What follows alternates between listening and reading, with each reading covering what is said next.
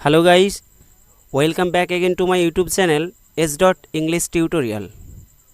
Guys, আজকের আমি আলোচনা করব শিক্ষক দিবস সম্পর্কে একটি বক্তৃতা নিয়ে। তো শিক্ষক দিবস পালন করা হয় ডক্টর সর্বপল্লী রাধাকৃষ্ণনের জন্মদিনে।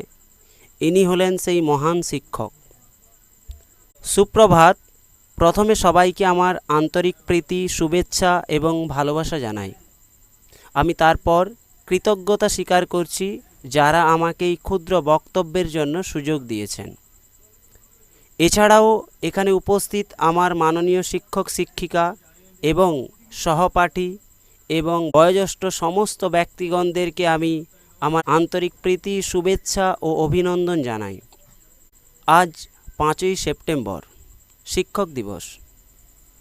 এই দিনটি ভারতীয় ইতিহাসে এক স্মরণীয় দিন। আমাদের মহান শিক্ষক ডক্টর সর্বপল্লী রাধাকৃষ্ণন জন্মেছিলেন 1888 খ্রিস্টাব্দের 5ই সেপ্টেম্বর। তাই তার জন্মদিনকে স্মরণীয় করে তোলার উদ্দেশ্যে আমরা এই দিনটিকে শিক্ষক দিবস হিসেবে পালন করে থাকি। তিনি চেয়েছিলেন তার জন্মদিনে শুধুমাত্র তাকে নয়, সমস্ত শিক্ষককে সম্মান জানানো উচিত। শিক্ষা হলো জাতির মেরুদণ্ড, আর সেই শিক্ষার কারিগর হলো শিক্ষক। তাই আমি তাকে জানাই আমার কৃতজ্ঞতা, ভালোবাসা এবং অভিনন্দন। তিনি কেবলমাত্র শিক্ষক ছিলেন না, তিনি ছিলেন স্বাধীন ভারতের দ্বিতীয় রাষ্ট্রপতি এবং দার্শনিক। তিনি ছিলেন স্বাধীন ভারতের প্রথম শিক্ষা কমিশনের চেয়ারম্যান। শিক্ষকতার পেশা এমন একটি পেশা যা অন্য সমস্ত পেশাকে সৃষ্টি করে। একজন ভালো শিক্ষক বদলে দিতে পারে পুরো সমাজটাকে। তাই আমরা প্রত্যেকেই আমাদের শিক্ষাগুরুর কাছে চিরকৃতজ্ঞ।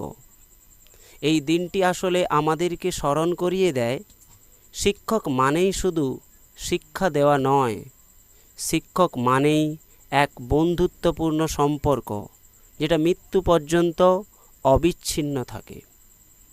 শিক্ষক তার ছাত্রের কাছ থেকে কিছু আশা করে না।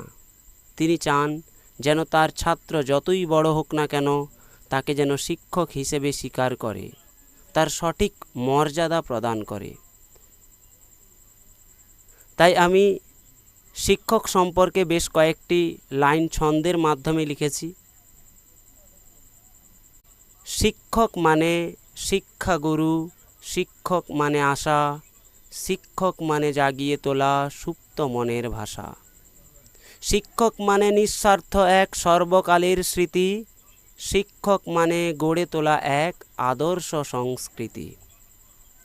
শিক্ষক মানে চায় না কিছু, শুধুই চায় সম্মান, সুখী হয় না শিক্ষককে করলে অপমান। তাই আমরা এই দিনটি উদযাপনের মধ্য দিয়ে শিক্ষকের মর্যাদা এবং বন্ধুত্বপূর্ণ সম্পর্ক বজায় রাখব। আমি আমার সমস্ত শিক্ষাগুরুদেরকে ভালোবাসা এবং কৃতজ্ঞতা জানিয়ে আমি আমার ক্ষুদ্র বক্তব্য শেষ করছি।